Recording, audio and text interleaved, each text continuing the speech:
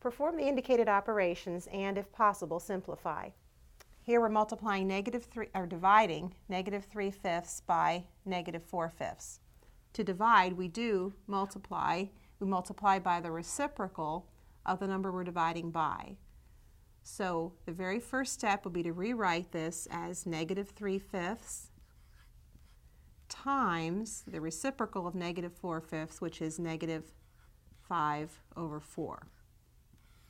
Once we've rewritten this as a multiplication problem, we simply need to multiply as usual.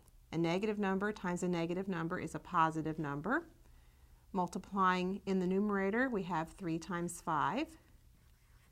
And multiplying in the denominator, we have 5 times 4. Now notice I did not multiply these out because I have a common factor of 5. 5/5 is 1, so I can cancel, remove a factor equal to 1, and this equals 3/4. So negative 3/5 divided by negative 4/5 is 3/4.